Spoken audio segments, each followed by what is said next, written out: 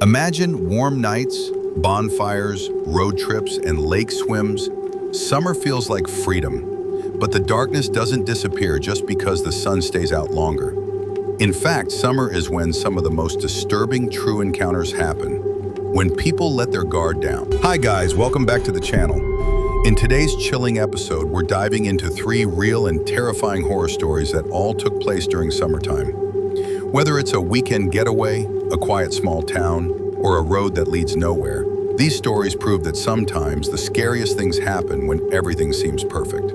Let's jump into it. Story 1. The Bonfire Watcher by Caleb Mendez. My name is Caleb Mendez, and this happened the summer before my senior year of high school.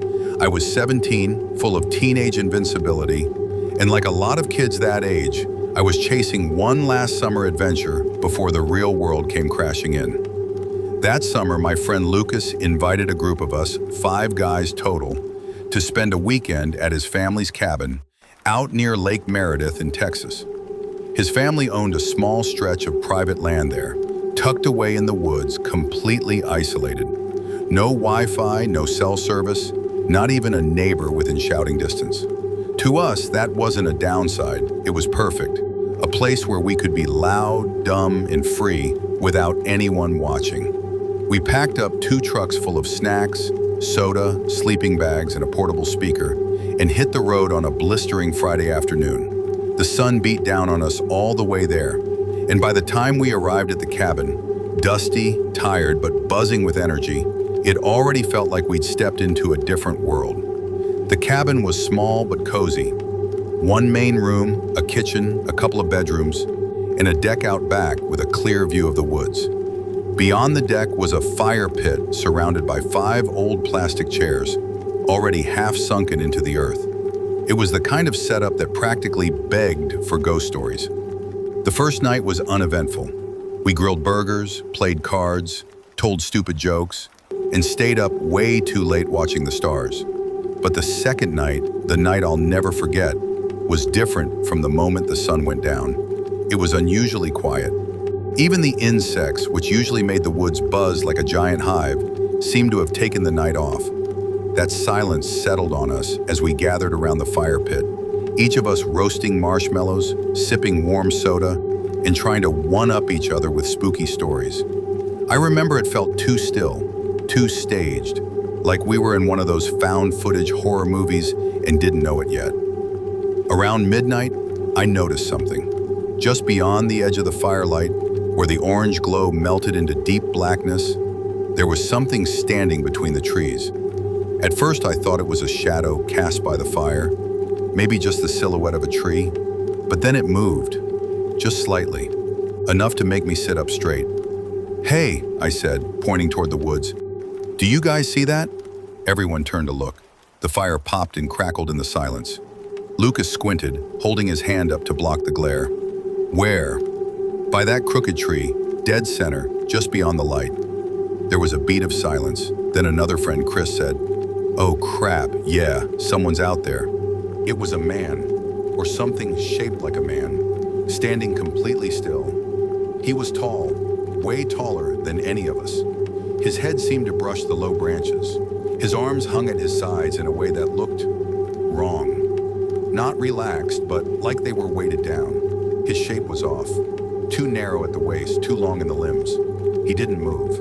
He just stood there staring at us, though we couldn't see his face clearly from where we were sitting. Lucas stood up and grabbed the flashlight from the porch. "Probably just some drunk hiker," he said, but his voice lacked confidence. He flicked the light toward the trees. Nothing. The figure was gone. He stepped out into the yard, scanning the area.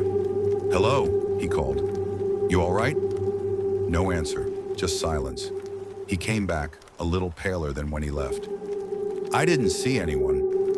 We nervously laughed it off, blaming shadows, our imagination, maybe even the smoke from the fire playing tricks on our eyes. But the mood had shifted. Nobody really wanted to admit it, but we were spooked.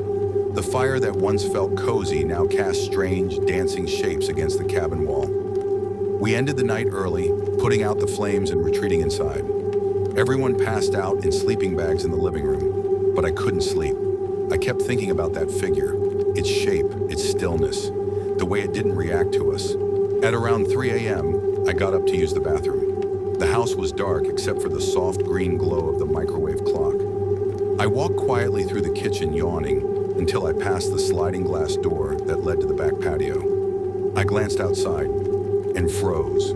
He was there again, standing no more than 10 feet from the house, right where the fire pit had been. Only this time I could see him better. He was naked, or at least looked that way. His skin was pale, almost gray, and stretched tightly over his frame. He had no hair, no clothes, and his face, it wasn't right. It wasn't a face at all. Where eyes should have been, there were dark hollows.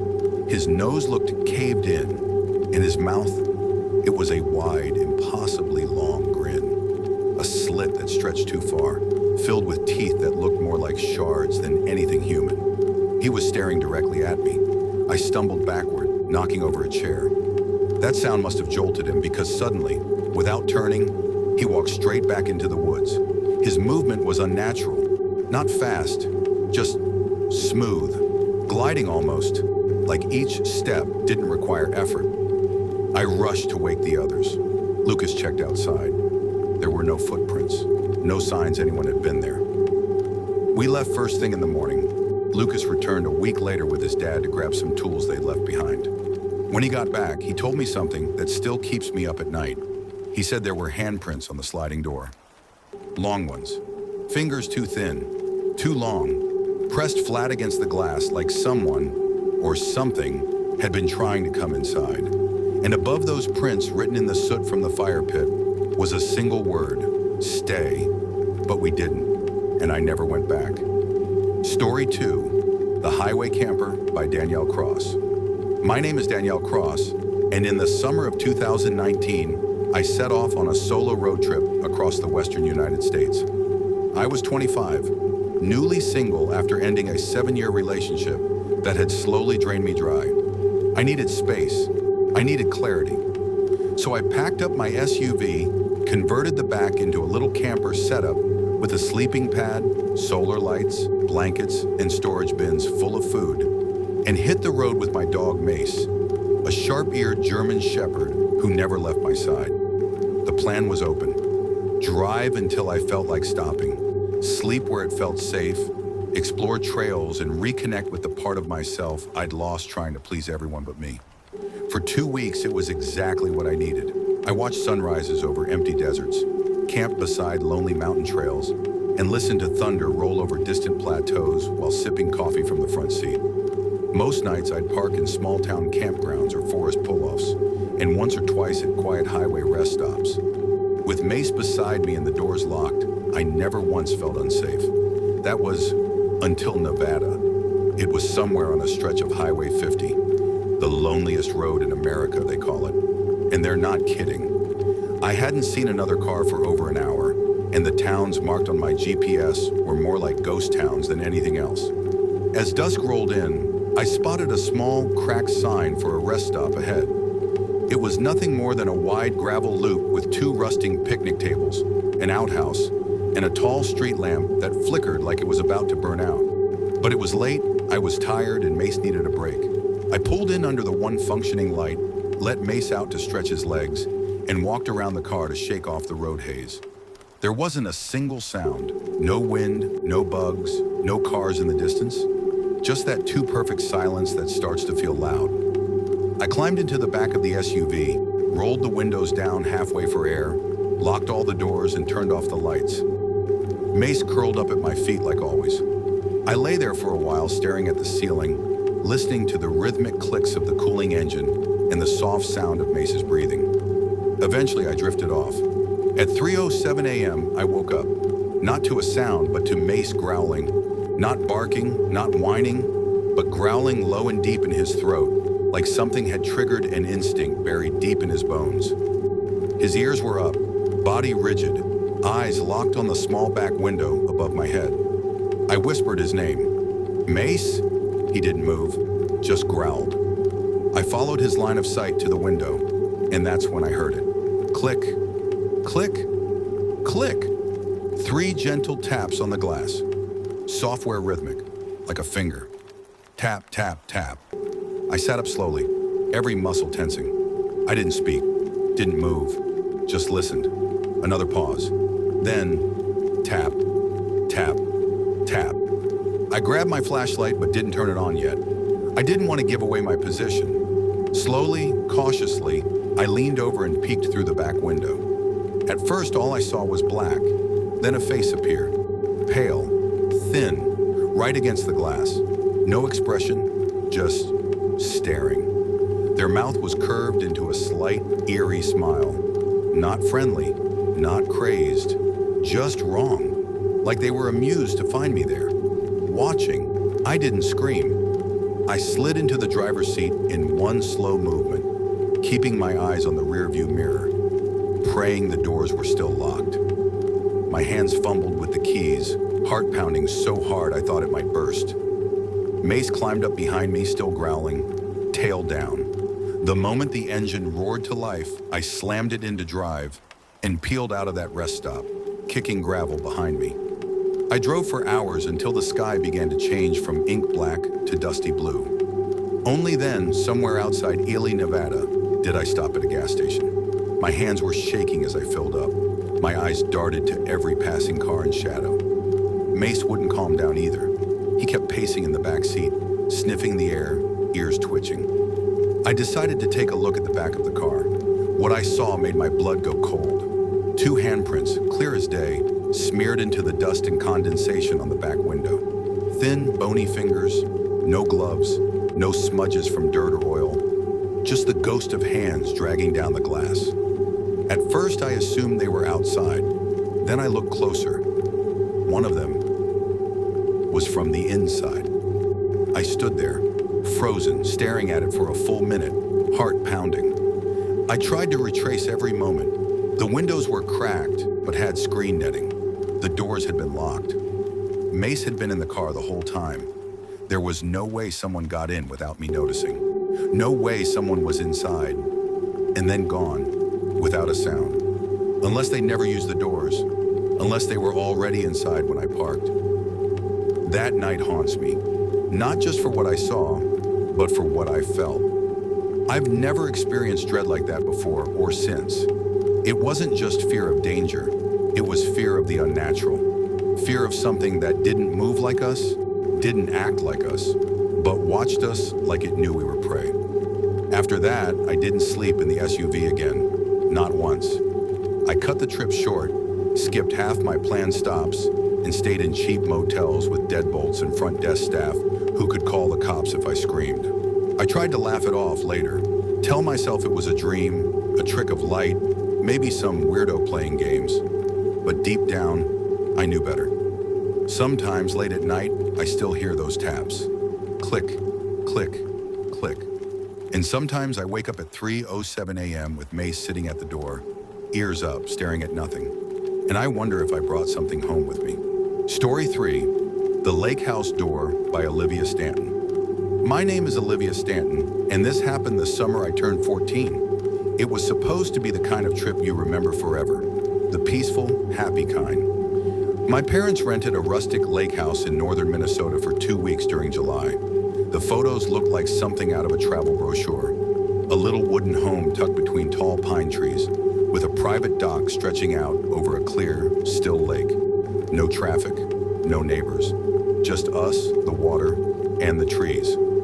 I was reluctant at first. Like most teenagers, I wasn't thrilled about 2 weeks in the middle of nowhere, without my friends, or my phone. My parents wanted us to disconnect and reconnect as a family. No devices, no Wi-Fi, just books, nature, and board games. I brought a few novels, a flashlight, and my journal, telling myself I'd survive. At first, it was actually kinda nice. The air smelled cleaner out there, like moss and wood smoke. The house creaked a little, but that felt normal for something that old. It had 2 floors, bedrooms upstairs, a kitchen and living room below, and a back door that led to a wooden deck facing the lake. The front door opened toward the dense woods. The first few days went smoothly, swimming in the lake, barbecuing on the deck, nighttime card games lit by battery lanterns.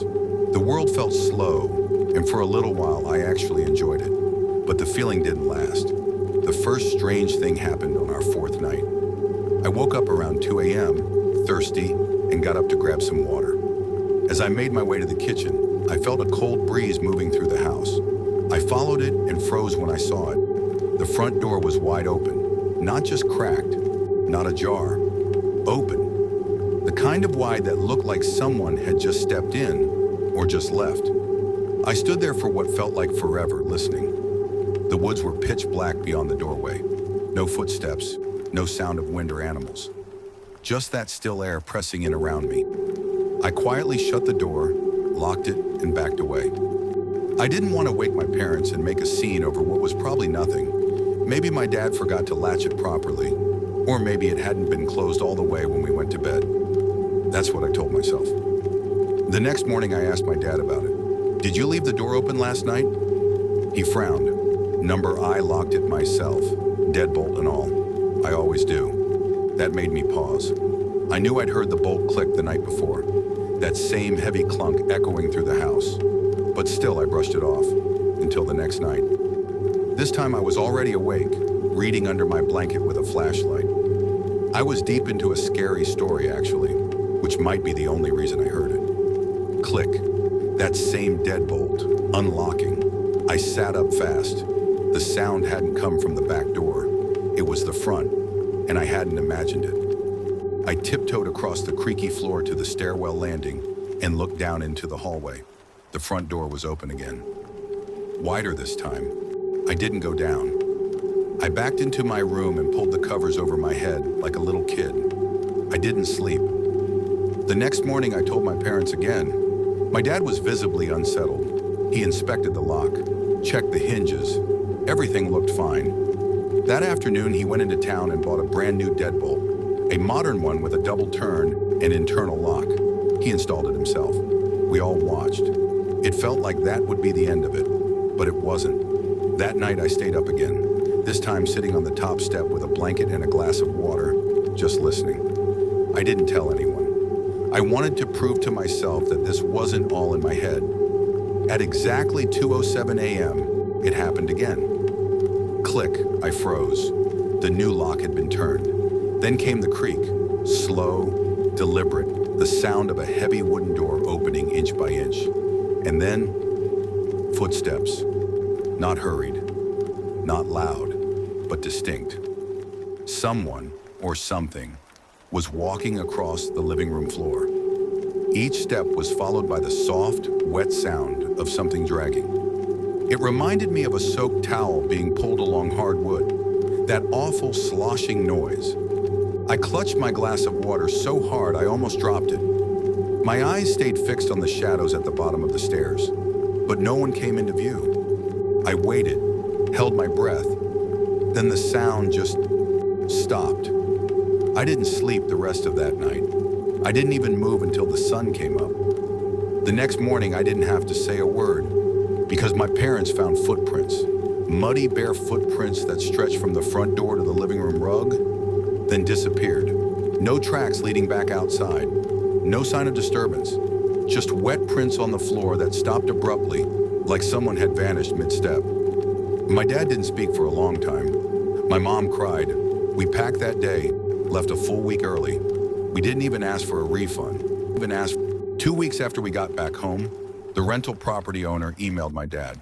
They'd had another family stay there after us. He asked, "Did you experience any oddities with the front door?" The new guests reported hearing knocking, then finding the door open, even after changing the lock again.